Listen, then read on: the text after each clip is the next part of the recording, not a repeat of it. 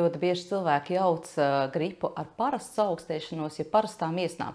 Gripa atšķirībā no daudzām citām akūtām elpceļa infekcijām sākas pēkšņi un ar ļoti izteiktu augstu ķermeņa temperatūru, ar lielām galvas sāpēm, ar lauzošu sajūtu pa visu ķermeni, sāp kauli, muskuļi, un kakls var nedaudz būt sāpīgs ar nedaudz aizliktu degunu. Ja mēs runājam par parastos augstēšanos, tās ir visbiežāk iesnas. Agrāk viņas arī sauc par lipīgajām iesnām. Un cilvēkiem pie šādām pazīmēm tikko sāks ķermeņa temperatūras paaugstināšanās vai drebuļi, uzreiz domā, tā ir gripa. Tāpēc ir ļoti būtiski, ņemot vērā arī šos te pirmos simptomus, informēt arī savu ārstu, un tālāk jau notiek gan pacienta diagnostika un arī attiecīgi pareiza ārstēšana.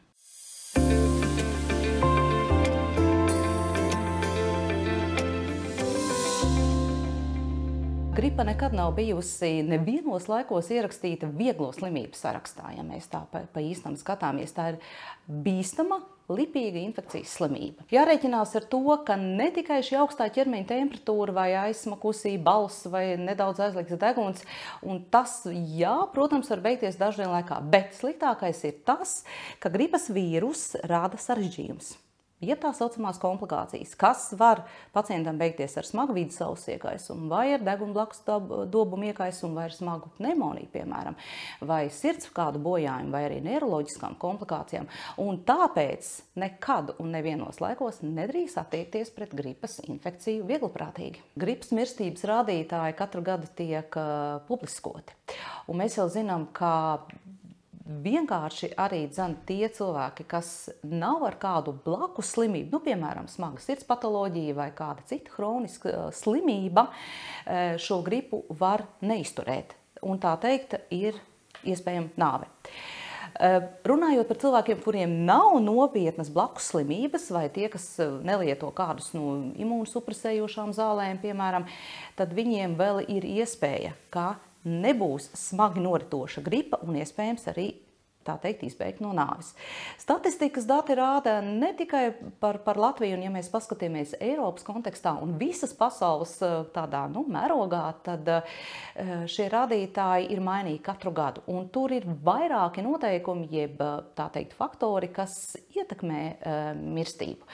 Proti, vai tur ir vairāk reģistrēti gados vecāki pacienti, kuri ir no gripas miruši, vai arī tie ir ar gripu saistāmi gadījumi, nevis tikai, ka mirst no pašas gripas, bet komplikāciju dēļ vai arī ir sāsinājušās kroniskās slimības, kādēļ pacients ir gājis bojā.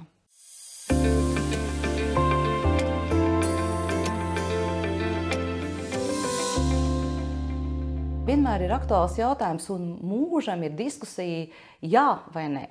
Vienmēr mēs esam izcēluši riska grupas, sākot tātad ar mazajiem bērniem, ar grūtniecēm, ar gados vecākiem cilvēkiem, ar tiem, kuriem ir blakus slimības, kas jau ir ilgstoši, nezinu, piemēram, kardiologu uzskaitē vai nieru slimnieku uzskaitē, piemēram. Bet jādomā ir vairāk soļus uz priekšu. Un jārēķinās ar to, ka gripas vīrus var skart smagi un pat nāvējoši arī gados jaunus cilvēkus un tie, kas ir darbspējīgā vecumā, arī bez hroniskām slimībām. Un to pierāda statistikas dati.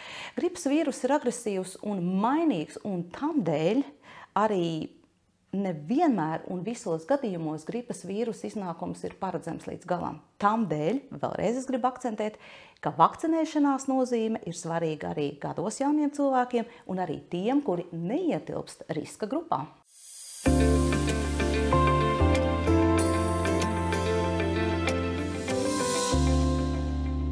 Tas ir ļoti svarīgi, tāpēc, ka ik viens, kas ir vakcinējies, viņam ir jāsaprot, ka viņš pasargā vēl apkārtējos gan savus piederīgos, gan arī tiem, ar kuriem viņš ir kontaktā, vai tie ir darba biedri, vai tie ir ģimenes locekļi. Jādomā par pūļu imunitāti, un tā jau ir daudz kur atspoguļot, un par to ir runāts un vēlreiz runāts, ka ik viens, kurš apzinās, ka viņš ir vakcinēts, viņš palīdz nosargāt savā apkārtējā lokā vairākiem desmitiem cilvēku. Ja vakcinācijas aptvere, jeb tā teikt, tas pārklājums būtu vēl labāks, ko mēs gribētu, un kas Latvijā, diemžēl, šobrīd ir pietiekami zemā līmenī, tad jau patiesībā katrs no cilvēkiem, kuri ir saņēmuši vakcīnu, būtībā gandrīz visi būtu pārklāti un imunitāte kopumā darbotos ļoti labi un nebūtu mums šo smago slimības gadījumu un nebūtu arī tik daudz nāves gadījumu saistībā ar gripu.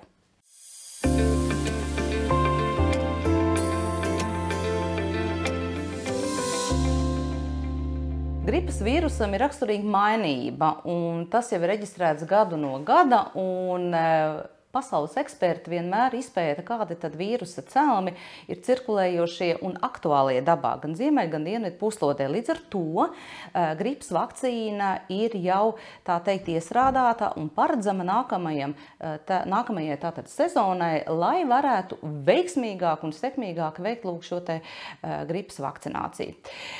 Daudzos gadījumos cilvēki varbūt ir ļoti neapmierināti ar to, ka lūk, pagājušo gadu izvakcinējos, gripas vakcīna nenostrādāja, saslimu ar gripu un tā tālāk, bet vienmēr es saku, ka visu paredzēt par 100% absolūti nav iespējams, jo vīrus ir daudz viltīgāks, kā mēs domājam, bet tas neatur no vakcinēšanās katru gadu.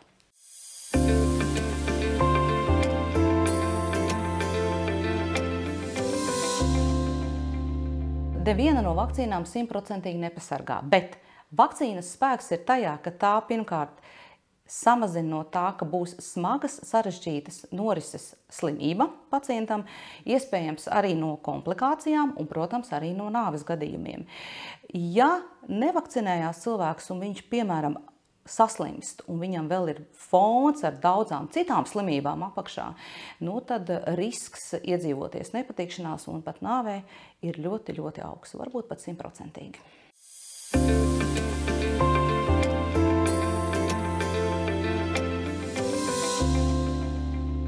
Absolūti nē, tāpēc, ka gripas vakcīna nevar ierosināt slimību nekādā mērā.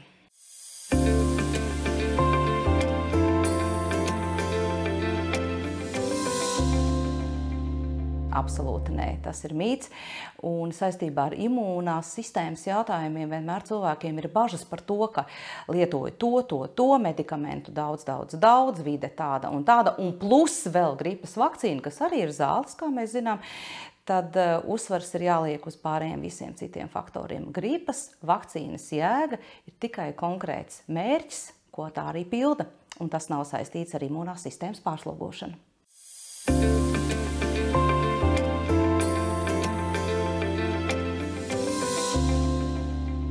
Vakcīna ir droša, un tā savu efektivitāti jau pārbaudījusi gadiem. Jārēķinās ar to, ka pēc vakcīnas ievadīšanas lielākai daļai cilvēku parādās mazs pietūkums vai sāpīgums injekcijas vietā, bet tas pāriet dienu, divu laikā. Varētu būt arī sistēmiska izpausme, proti neliela ķermeņa temperatūras paaugstināšanās 37 nedaudz virs, un tāda drebelīga sajūta, un daļa no cilvēkiem saka, es nevaru doties uz darbu, jo man ir šī sliktā pašsajūta, tikai tāpēc, ka vakar saņēmu vakcīnu. Un tās ir jau pieļaujamās, tā teikt, sistēmiskās izpausmes un arī šīs te vietējās izpausmes saistībā ar gripas vakcīnas ievadi.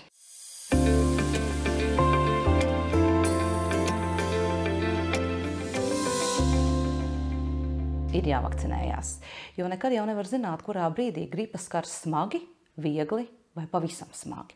Cilvēki vienmēr mēģina eksperimentēt ar savām sajūtām un likt uz laimes spēles savu veselību. Nekad to nedariet, kā eksperimentēt ar sevi.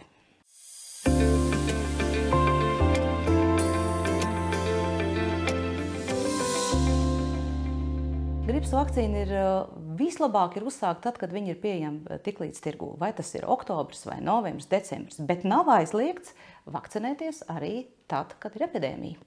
Un mēs zinām, ka katru gadu, tad, kad jau ir pirmie reģistrētie gripas gadījumi un līdz tiek pasludināts valstī, ka gripas epidēmija ir beigusies, parasti tas ir no oktobra līdz maijam.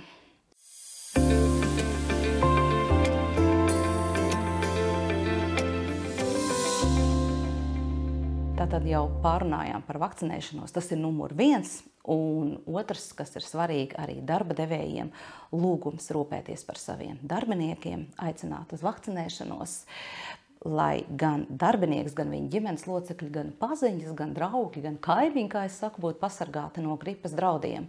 Un trešais, arī ļoti svarīgs punkts, ja tu esi slims, neapmeklē ne sabiedriskās vietas, ne darba vietu un lūdzu neinficē apkārtējos.